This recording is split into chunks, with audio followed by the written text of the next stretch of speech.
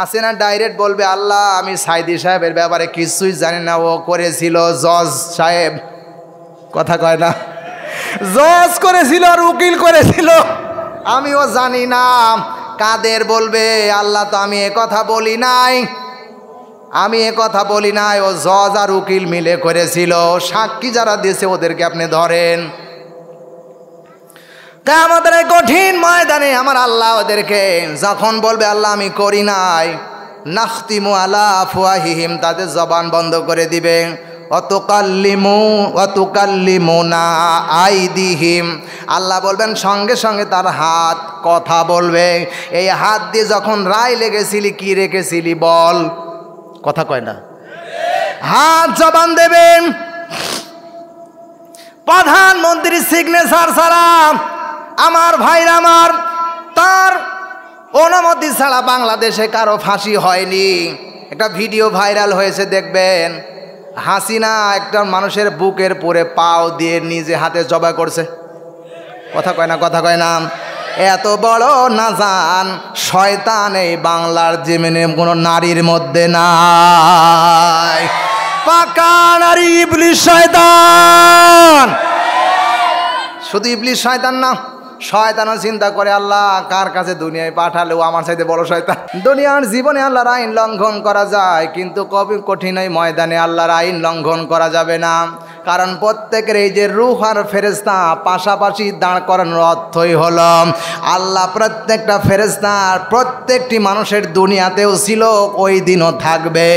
আল্লাহর হুকুম অমান্য করার সঙ্গে সঙ্গে আল্লাহ হুকুম দিবে ধর, কথা কয় না, কথা কয় না, খুযুহু ফাগুল্লু, আল্লাহ বলবে ধর, ধরো, এ কথা বলবে না। আমাদের দেশে কোনো সন্তান যদি অপরাধ করে আমরা আমাদের ভাইদেরকে বলি ওকে ধরে নিয়ে আয়, ওকে ধর, এ কথা বলি না, আমরা বিনয়ের সাথে বলি ওকে ধরে নিয়ে আসো, এ কথা বলি। আর আল্লাহ বলবে ধর, আল্লাহর কোনো মায়া থাকবে না। ওই বিচারের নাম হলো ইয়াউমাল কিয়ামাত, কিয়ামতের বিচার। আল্লাহর কাছে কারো ফাঁকি দেয়া চলবে না। সেদিন কেবলমাত্র আল্লাহ একটা কুকুরকেও ছাড় দেবে না, সেদিন আল্লাহ একটা গাভীকেও ছাড় দেবে না, একটা পিপিলিকা পর্যন্ত ছাড় দেবে না। বিচার হবে কিয়ামতের ময়দানে। হুজুর আপনি কেমন কথা বলেন, কুকুরকেও ছাড় দেবে না, পিপিলিকাকেও ছাড় দেবে না, এর অর্থ কি বুঝলাম না। রাব্বুল আলামিন যেদিন বিচারের মাঠ কায়েম করবে সবার বিচার হবে। এই পৃথিবীতে যে দুর্বল কুকুরটা, সাবাল কুকুর আর দুর্বল কুকুর, দুর্বল কুকুরের উপরে সাবাল কুকুরটা যেমন অত্যাচার করেছিল, নির্যাতন করেছিল, সেদিন কিয়ামতের ময়দানে দুর্বল কুকুরটা আল্লাহর কাছে ডাক দিয়ে বলবে রাব্বুল আলামিন আমার জীবনে দুনিয়াতে আপনি আমারে পাঠিয়েছিলেন, সবাই ছিল আপনার গোলাম আর আমরা ছিলাম মানুষের গোলাম। কুকুর কিন্তু মনিব ভক্ত, মানুষের বাড়ি পাহারা দেয়, কথা কয় না, কথা কয় না। কুকুর ডাকতে বলবে রাব্বুল আলামিন আপনি আমাকে কুকুর হিসাবে পৃথিবীতে পাঠিয়েছিলেন, কিন্তু দুনিয়ায় যাবার পরে আমার সাবালক একটা কুকুর আমাকে এত অত্যাচার করেছিল, নির্যাতন করেছিল, কিছুই বলতে পারি নাই। আজকে হাসরের ময়দানে তোমার কাছে বিচার দায়ের করলাম, আজকে তোমার কাছে মামলা দিলাম, এর সঠিক বিচার করে দাও। কুকুরকে আল্লাহ ডাক দিয়ে বলবেন তুই সাবাল হয়ে যা। কুকুর সাবাল হয়ে যাবে, যেই সাবাল কুকুরটা ছিল ওইটাকে আল্লাহ দুর্বল বানিয়ে দিবে। আল্লাহ বলবেন যতটুক পরিমাণ শক্তি দিয়ে তোকে আঘাত করেছিলি প্রতিশোধ নে। জোরে কোন আল্লাহু আকবার। কুকুর দৌড়ায় আসবে, আল্লাহর বিচারের মধ্যে কোনো ফাঁক নেই, কোনো ভুল নেই। সঙ্গে সঙ্গে কুকুর দৌড়ে আসবে, এসে ওই যে সাবাল কুকুর ছিল কে যেভাবে কামড়েছিল ওইভাবে কামড় দিয়ে প্রতিশোধ নেবে। আল্লাহ বলবে তোরা ধ্বংস হয়ে যা। সঙ্গে সঙ্গে কুকুর পর্যন্ত ধ্বংস হয়ে যাবে। আমার ভাইয়ের একটা গরু পর্যন্ত আল্লাহ ছাড় দেবে না, ছেড়ে দেয় আল্লাহ, ছাড় দেয়, ছেড়ে দেয় না। গাভী, দুর্বল গাভী, সাবাল একটা গাভী দুর্বল গাভীর উপরে আঘাত করেছিল, ডাক দিবি বলবে আল্লাহ কিছুই করতে পারি নাই। যেমন আমরা বারবার আমরা জেলখানায় যেতাম আর আসতাম, কিছুই করতে পারি নাই। বলেন বলেন বলেন। আমার মনে হয় চাপায়ের অনেক মাওলানা, অনেক আলেম সাহেবরা জেলের মধ্যে ধুকে ধুকে মরতেছিল, কথা কয় না, কথা কয় না। সাধারণ মানুষ পর্যন্ত ঘুমাতে পারেনি, এর অবসান ঘটিয়েছে আমার আল্লাহর পক্ষ থেকে। তাহলে বোঝা যাচ্ছে এখন আল্লাহ আছে দুনিয়ায়, যেমন বিচার করেছে হাসরেও করবেই। রাব্বুল আলামিন ডাকতে বলেন কুকুরকে বলবেন, কুকুর বিচার নেবে, গাভীকে বলবে গাভী, সঙ্গে সঙ্গে ও সাবাল হয়ে যাবে আর ওইটা দুর্বল হয়ে যাবে। যেভাবে আঘাত করেছিল ওইভাবে আঘাত করে প্রতিশোধ নিয়ে আঘাত করবে, প্রতিশোধ হয়ে যাবে, সঙ্গে সঙ্গে সবগুলো শেষ হয়ে যাবে, কেবল থাকবে জিন আর ইনসান। কথা কয় না? মানুষকে আল্লাহ বিচারের কাঠ গড়ায় দাঁড় করাবে, মানুষের কাঠ গড়ায় দাঁড় করা বলার সঙ্গে সঙ্গে রাব্বুল আলামিন কোরআনুল কারীমের মধ্যে আল্লাহ রাব্বুল আলামিন ডাক দিয়ে বলেন, ও দুনিয়ার মানুষেরা, প্রত্যেকটি মানুষগুলো যেদিন কিয়ামতের এই কঠিন ময়দানে আল্লাহর সামনে দাঁড়িয়ে কথা যখন বলবে, এত বড় অপরাধ করেছিলি, এত বড় অপরাধ করেছিলি, বান্দাগুলো বলবে না আমরা করি নাই, সঙ্গে সঙ্গে আমার আল্লাহ রাব্বুল আলামিন তাদের জবানটা বন্ধ করে দিবে। তার মানে হাসরের ময়দানে কেউ কথা বলার সুযোগ পাবে না, আল্লাহ যাকে অনুমতি দেবে সেই কথা বলবে। জোরে গন্ডি কিনা? ইয়াউমা নাখতিমু আলা আফওয়াহিহিম ওয়া তুকাল্লিমুনা আইদিহিম ওয়া তাশহাদু আরজুলুহুম বিমা কানু ইয়াকসিবুন। রাব্বুল আলামিন কঠিন কিয়ামতের ময়দানে হাসিনা ডাইরেক্ট বলবে, আল্লাহ আমি সাইদি সাহেবের ব্যাপারে কিছুই জানি না, ও করেছিল জজ সাহেব। কথা কয় না? জজ করেছিল আর উকিল করেছিল, আমিও জানি না। কাদের বলবে, আল্লাহ তো আমি এ কথা বলি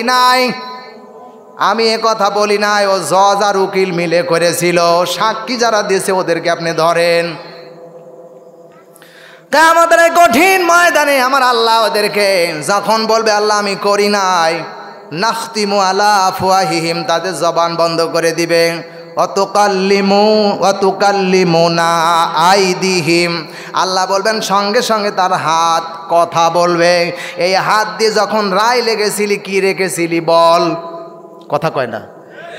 হাত জবান দেবেন। প্রধানমন্ত্রীর সিগনেচার ছাড়া আমার ভাইরা আমার, তার অনুমতি ছাড়া বাংলাদেশে কারো ফাঁসি হয়নি। একটা ভিডিও ভাইরাল হয়েছে, দেখবেন। হাসিনা একটা মানুষের বুকের পরে পাও দিয়ে নিজে হাতে জবাই করছে। কথা কয় না? কথা কয় না? এত বড় নাজান শয়তান এই বাংলার জমিনে কোনো নারীর মধ্যে নাই। পাকা নারী ইবলিস শয়তান। শুধু ইবলিস শয়তান না, শয়তানও চিন্তা করে আল্লাহ কার কাছে দুনিয়ায় পাঠালেও আমার চাইতে বড় শয়তান। কি বলবো আর, দুঃখ লাগে, কষ্ট লাগে এই সমস্ত ইতিহাসগুলো দেখলে।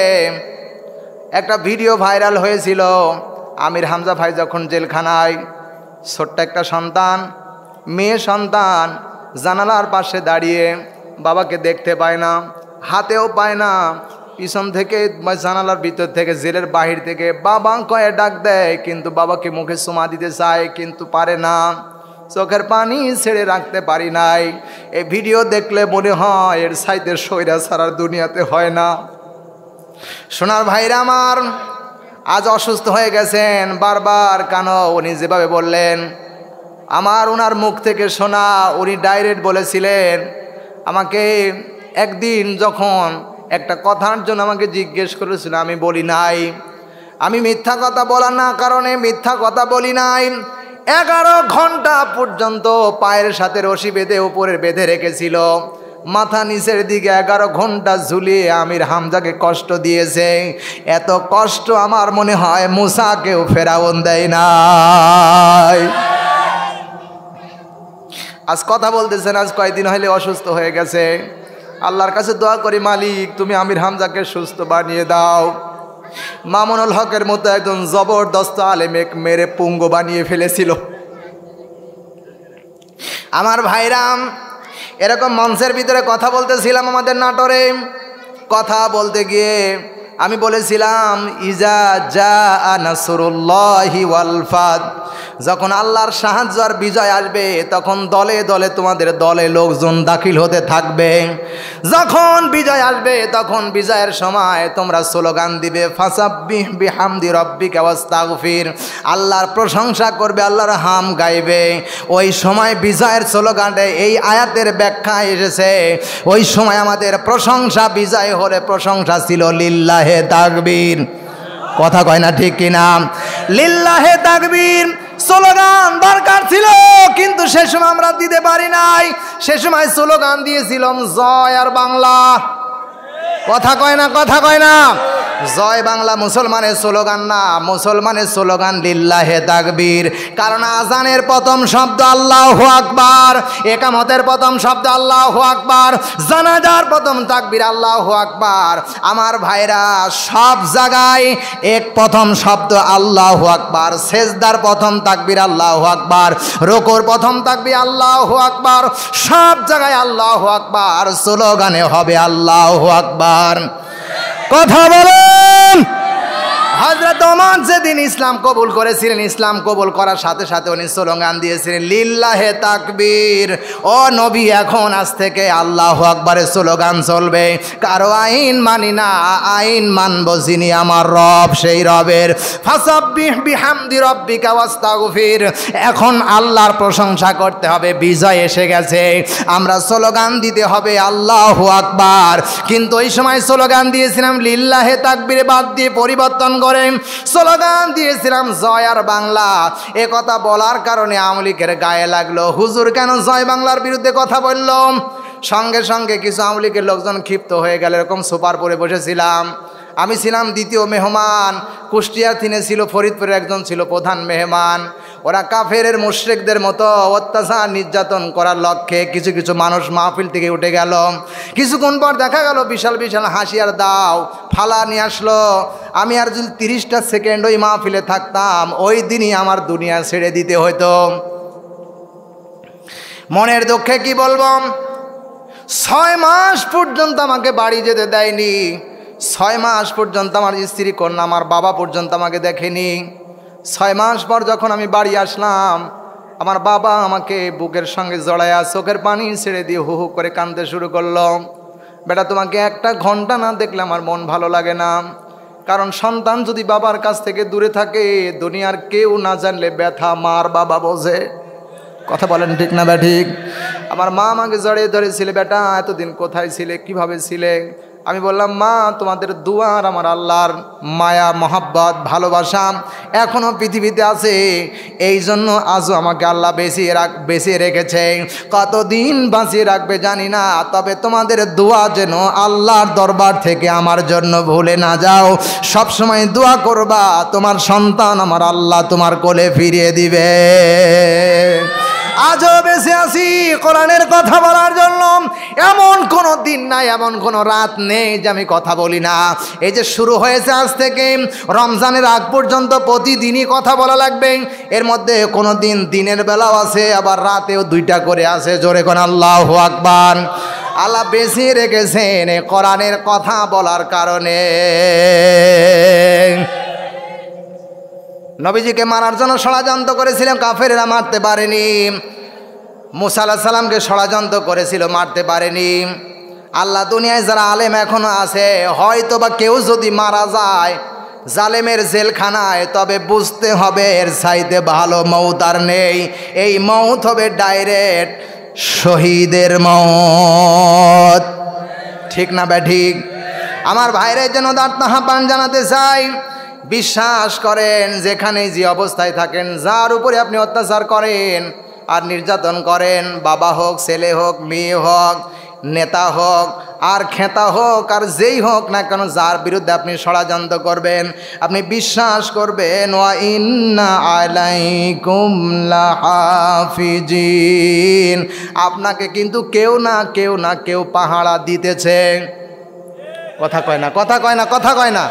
পাহারা দিতেছেন আল্লাহর ফেরেশতারা কিরামান কাতিবিন, 2 জন ফেরেশতারা ইয়ালামুনা মা তাফআলুন। আপনার জীবনের শৈশব জীবন থেকে মৃত্যু পর্যন্ত যা করেছেন সব ওই ফেরেশতারা জানে। জোরে কোন আল্লাহু আকবার। শুধুই ফেরেশতারা জানে না, ওয়া নাহনু আকরাবু ইলাইহি মিন হাবলিল ওয়ারিদ। আল্লাহ পাক বলেন তোর ঘাড়ের শারকের চাইতে আমি আল্লাহর নিকটে। অন্য আয়াতের মধ্যে আল্লাহ বলেন ওয়া হুয়া মাকুম আইনা মা কুনতুম, বান্দা তুই যেখানে আমি আল্লাহ সেখানে। আমার মনে হয় ওয়াজ হয়ে গেছে, বাকি জীবনে বিশ্বাসটুকু যদি থাকে আর গুনাহ করার সুযোগ নেই। বলেন বলেন বলেন। সুতরাং এখনো যারা এই স্বৈরাচার হাসিনা পতনের পর যারা এখনো আওয়ামী লীগ করতেছ, আওয়ামী লীগের চিন্তা ফিকির করে বসে আছো, আমি তোমাদেরকে পায়ে হাত দিয়ে কোরআন শপথ করে বলবো, হাসিনার মতো ষড়যন্ত্র করবা না, তওবা করে ফিরে আসো। বাকি জীবনের গুনাহ আমার আল্লাহ 1 সেকেন্ডে মাফ করে দিতে পারে। কথা বলেন ঠিক কিনা? সুতরাং আল্লাহ যেটা বলেছে এর বিরুদ্ধে খবরদার যাবি না। যদি আল্লাহর বিরুদ্ধে যাও তোর খবর আছে। বলেন বলেন। কেউ পালাতে পারেনি, আপনিও পালাতে পারবেন না। দুনিয়ার মানুষের কাছ থেকে আপনি পালাতে পারবেন, কিন্তু আল্লাহর কাছ থেকে আপনি পালাতে পারবেন। বলেন বলেন বলেন।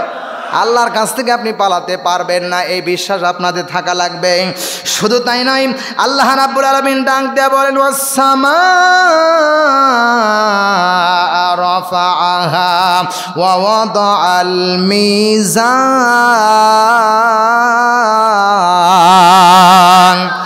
আল্লাহ তাতগাও ফিল মিজান ওয়াকিমুল ওয়াজনা বিল কিসতি ওয়ালা তুখসিরুল মিজান।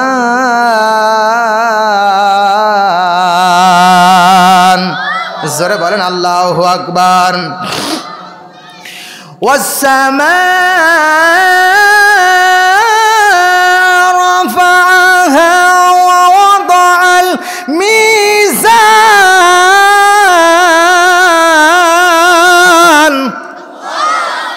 ألا تطغوا في الميزان।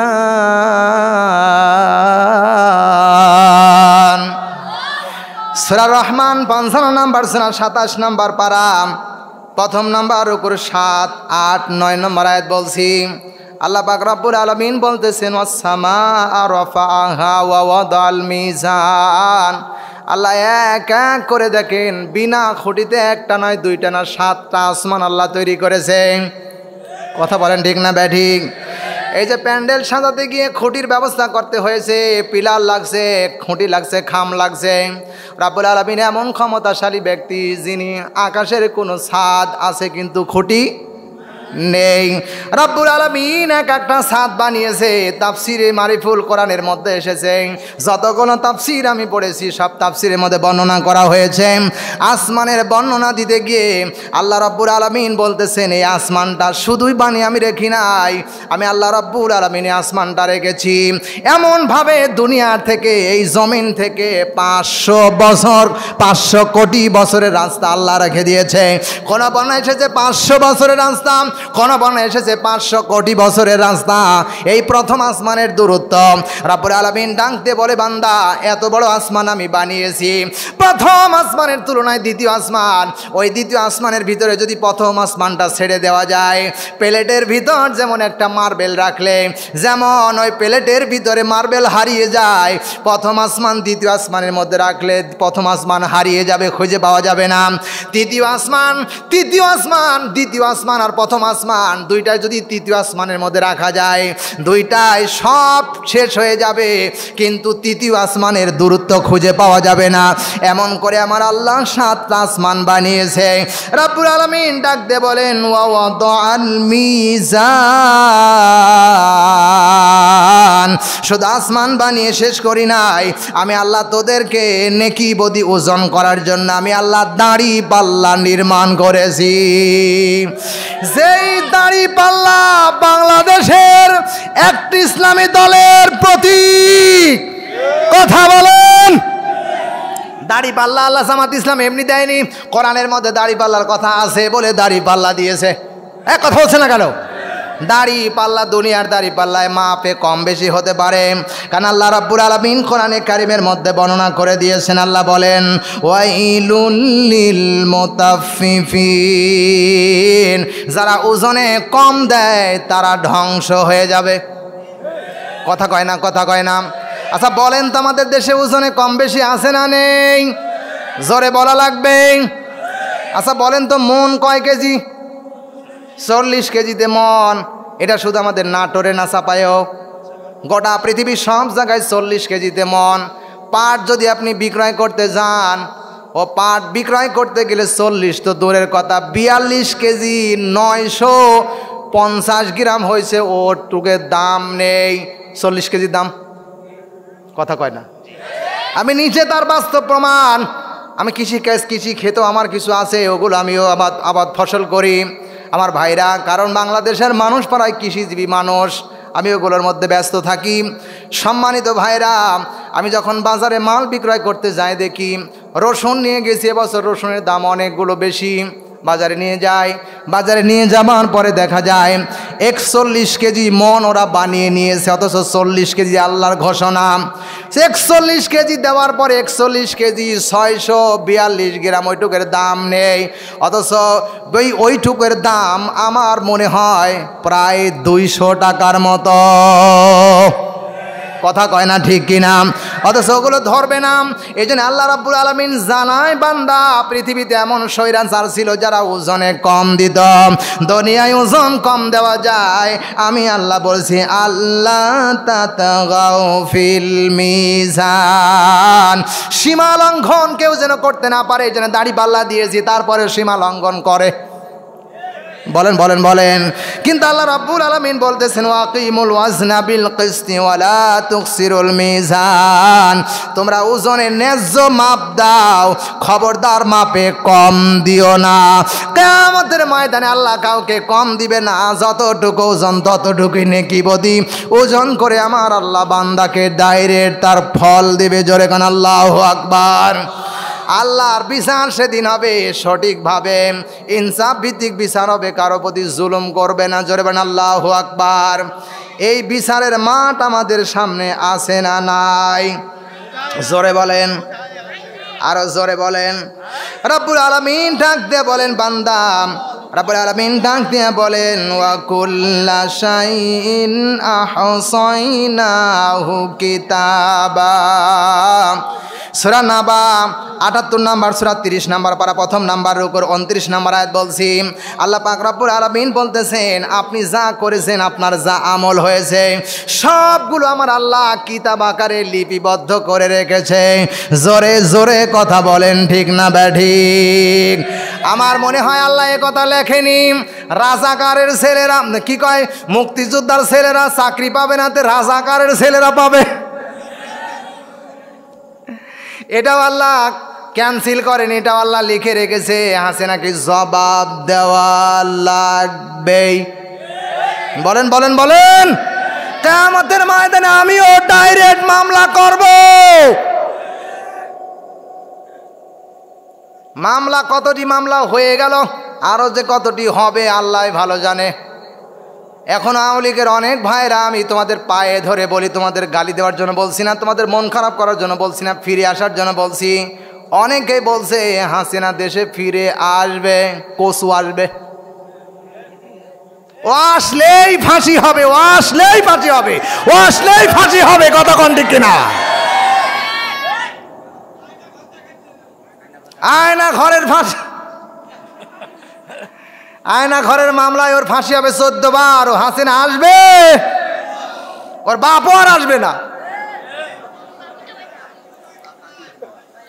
প্রিয় ভাই সাহেব, আমি উদারত আহ্বান জানাতে চাই। সুতরাং এখনো যারা ওই মত নিয়ে বসে আছেন, আপনার পায়ে হাত দিয়ে বললাম, আমি নাটোর থেকে মেসেজ দিয়ে গেলাম, ফিরে আসেন, সংশোধন করেন। আমার ভাইজান একজন, ওই ভাইজান বলেছিলেন তুবু ইলাল্লাহি তাওবাতান নাসুহা, যদি আপনি খাঁটি তওবা করেন, আল্লাহ ওর পামে পড়ে যা করেছি আর করব না, আপনার পিছনের গুনাহ আল্লাহ মাফ করে আপনাকে মাফ করে দিতে পারে। পারে কি পারে না? সুতরাং তওবা করে ফিরে আসুন। আমি উদার আহ্বান জানাই, আগামী দিনের জন্য কোরআন হাতে নেন, কোরআন হাতে নিয়ে জীবন গড়েন, আল্লাহর জান্নাতে আপনি ডাইরেক্ট যেতে পারবেন। আর একটা মেসেজ দিয়ে গেলাম, বাংলাদেশ জামাত ইসলামের কর্মসূচি যদি কেউ পালন করে, আমি কোরআন শপথ করে বলে গেলাম, কর্মসূচি বাংলাদেশ জামাত ইসলামের যে কর্মসূচি দিয়েছে, আওয়ামী লীগ নয়, বিএনপি নয়, জাতীয় পার্টি নয়, যতগুলো দল আছে বাংলাদেশের যেই দলটি কোরআনের দল কেবলমাত্র বাংলাদেশ জামাত ইসলাম। এই জামাত ইসলামের প্ল্যাটফর্মে আপনি আসেন, কোরআন শরীফ নিয়ে আপনি জীবন গড়েন, কোরআন শরীফ নিয়ে জামাত ইসলামের কর্মসূচি আপনি পালন করেন, রিপোর্ট রাখেন। আগামী দিন আপনার সাথে হাসরের ময়দানে আপনি যদি জান্নাতে না যেতে পারেন, আমি আল্লাহর দরবারে সুপারিশ করে বলবো, আল্লাহ এরা জামাত ইসলাম করতো, কর্মসূচি পালন করতো, কেন জান্নাত দেবেন না? জামাত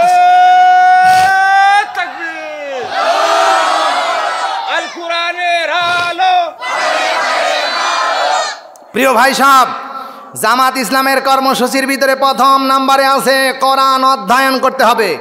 তার মানে কোরআন পড়া না, কোরআন অধ্যয়ন আর পড়ার মধ্যে মেলা তফাৎ। কোরআন শরীফ বাংলাদেশে আমরা হাফেজরা পড়ি, আলিফ লাম মিম যালিকাল কিতাবু লা রাইবা ফীহি হুদাল লিল মুত্তাকিন আল্লাযীনা ইউমিনুনা বিল গায়বি ওয়া ইউকিমুনাস সালাতা ওয়া মিম্মা রাযাকনাহুম ইউনফিকুন ওয়াল্লাযীনা ইউমিনুনা বিমা উনজিলা ইলাইকা ওয়া মা উনজিলা মিন ক্বাবলিক وبالآخرة هم يوقنون أولئك على هدى من ربهم وأولئك هم المفلحون। বিশ্বাস করো, এটার নাম হলো পড়া। আর অধ্যয়ন করা মানে বুঝে বুঝে আল্লাহ কি বলেছে তার বাস্তবতা জীবনের সাথে মিলিয়ে, ওইটার নাম হলো অধ্যয়ন করা। জোরে কোন ঠিক কিনা? কোরআন শরীফের 1 নাম্বার অধ্যয়ন করতে হবে। জামাত ইসলামের কর্মসূচি, প্রত্যেক দিন অন্তত 2টা হাদিস পড়তে হবে, প্রত্যেক দিন অন্তত ইসলামী সাহিত্য 10 পৃষ্ঠা পড়তে হবে, প্রত্যেক দিন 5 ওয়াক্ত নামাজ জামাতের সাথে বাধ্যতামূলক পড়তে হবে। প্রিয় ভাই সাহেব, প্রত্যেক দিন একজন মুসলমানকেও ইসলামের পক্ষে দাওয়াত দিতে হবে, একজন কর্মীর সাথে দেখা করতে হবে, একজন মুসলমান ভাইকে দিনের দাওয়াত দিয়ে কাছে নিয়ে আসতে হবে, কোরআনের প্ল্যাটফর্মে নিয়ে আসতে হবে। এবং প্রত্যেক দিন সামাজিক দায়িত্ব, গ্রামের মানুষ যারা আছে কোনো সামাজিক কাজের সহযোগিতা করতে হবে। প্রিয় ভাই সব, প্রত্যেক দিন পারিবারিক বৈঠক অন্তত মাসে 4 দিন করতে হবে। আপনার পরিবার কিভাবে চলছে, আপনার ছেলে কিভাবে চলছে, আপনার স্ত্রী কিভাবে চলছে, আপনার মা কিভাবে চলছে, এই কর্মসূচি রয়েছেন।